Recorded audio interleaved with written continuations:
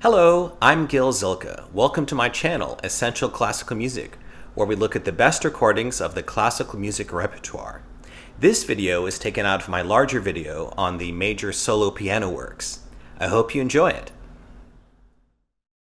Alright, so now we come to Johann Sebastian Bach.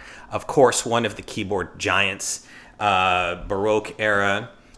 Just wrote an incredible amount. You could spend a month listening to nothing but Bach keyboard works. And one of the big debates is, do you listen on piano or on harpsichord? Because Bach did not have piano at his disposal. He was writing primarily for harpsichord, with the exception of the organ works, which we'll discuss later. And, the debate really centers on the fact that with piano you have more flexibility with the sustained tone, with the color, with the volume, of course. But on the other hand, harpsichord was the instrument that Bach was writing for. So you really could go both ways. In a lot of cases, I will be recommending both piano and harpsichord versions. I will tend to defer more to the piano versions. One thing about piano to remember with Bach is you had his harmonic language, which was a tradition that extended through the 19th century. But the thing is, Bach didn't have a piano at his disposal, so he was writing, for the harpsichord, but it's not like he had a choice. I do think that in a lot of his works, the piano adds an extra dimension to the writing that you don't have with harpsichord. But again, there are also things about the harpsichord that illuminate the music as well. So let's start with one of his most famous works, the Goldberg Variations. Now, the reason they're called Goldberg is the legend is that there was a student by the name of Goldberg, a young student, who was in the service of a count. And this count had insomnia. And so he wanted the boy to play something for him at night that would help him sleep. And so Bach created this set of variations that's fairly optimistic and cheery. It has a really beautiful aria, very mellow, that it begins with, and then it's bookended. So at the very end, the aria appears again. And then in between, you have these 30 variations that are all fairly optimistic and cheery in character. So whether the legend is true or precisely true or not, the music does definitely fit in terms of being something that's sort of optimistic and cheery. And my top recommendation for this is one of the all-time classics of the gramophone. Of course, that's Glenn Gould. This is his 1981 recording. His sort of breakthrough into the as a classical music superstar was the 1955 recording, which is also excellent. I do prefer the extra maturity in this recording. For example, the opening and closing aria, it's taken just really beautifully, really artistically. But then those 30 variations are really animated, sometimes at breathless speeds. It can be a little controversial to some, but I love it. To me, there's this sort of playfulness that Gould brings to the piece, which is very fitting. It was something that was very close to his heart. In fact, his gravestone is engraved with the first few notes of the Goldberg Variations. So this is a piece that meant a lot to him, and really, it's for me, it's still the first place I start. But there are different ways to do it, of course. And if you are looking for something a little bit more gentle, I would say a good place to start is this 2000 recording from Murray Pariah. It's got more of a uniformity to it. Pariah was a very intelligent musician, wonderful balance and grace, beautiful tone, and it does have a little bit more of a gentle spirit, which of course, if you're trying to sleep, and if you are playing this at night, that might be something that you prefer, and it's very well recorded as well. Now, for something even newer than that, we have this recording from 2015, and that's from Igor Levit.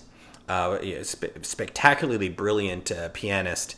And in some ways, Levitt kind of combines the clarity of Gould with the more sort of poetic feel that Pariah brings to it. It's an interpretation that's fairly assertive and clear, but it's also fairly controlled at the same time. It's very suave, actually, very musical, beautiful sound, beautiful tone.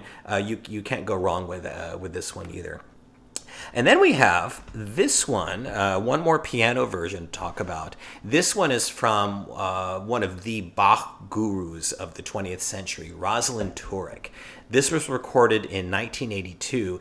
It was actually recorded live in the home of William F. Buckley, but you can barely tell. There's really very little noise. It's very good, clear, and present sound quality. And Turek brings to this work a little bit more of a reflective quality. It's a little bit slower, a little bit more ruminative, a little bit more introspective. It still, though, also has rhythmic energy and wonderful finger work as well. So you might say it's a little bit of a complement to the Gould approach in that it's a little bit more held back in terms of tempo, not as quiet, as breathlessly animated. But it's a really, really wonderful interpretation. Now, let's go to harpsichord versions. With the harpsichord, you don't have the sustain that you have with the piano. Of course, you don't have, you can't vary the dynamics. But you have the instrument that Bach was writing for. And particularly in this version here from 1980 with Trevor Pinnock. First of all, you have a beautiful instrument, just gorgeous full sound. And Pinnock's interpretation is it's flexible but fairly straightforward, and what you get is the logic of the piece moving forward, and it really it's sort of a hypnotic effect. It's really beautiful, and kind of puts you in a trance, like the work is supposed to. So it's really a great way to go if you're looking for harpsichord. But I do want to recommend a few other versions as well. Ton Koopman from 1987 varies the tempo a little bit more. He has ornamentation, there's more flexibility. The harpsichord has a little bit more of a pointed sound. It's got a little bit more of a graceful, elegant feel. So this is a wonderful version as well. And then we have from 1992 Pierre Hantai, and this is just gorgeous. It's just a beautiful sound to the instrument. It's more soft-grained and sort of a gentle feel to the instrument, and then the interpretation is that way as well, I would say. It's like taking a bath in just this beautiful, luxurious sound. And if the piece is supposed to help you sleep, as the legend goes, you can't go wrong with this either. Now, much different, I also want to recommend this recording from way back in 1933, Wanda Landowska, one of the pioneers of harpsichord playing in the recorded era. And it's a very grounded interpretation, very, very penetrating, but she's got wonderful finger work, very imaginative. It's a very captivating interpretation, really animated. The sound does take for tolerance. It's not just that it's somewhat dim and there's some hiss. The instrument sound, it's not the most pleasant sound in the world. So it's something that you have to get used to. But the playing really is captivating. The way she's thought through everything, and it's a really wonderful interpretation that I wouldn't want to be without either. Thanks for watching. I wish you all a great day and happy listening.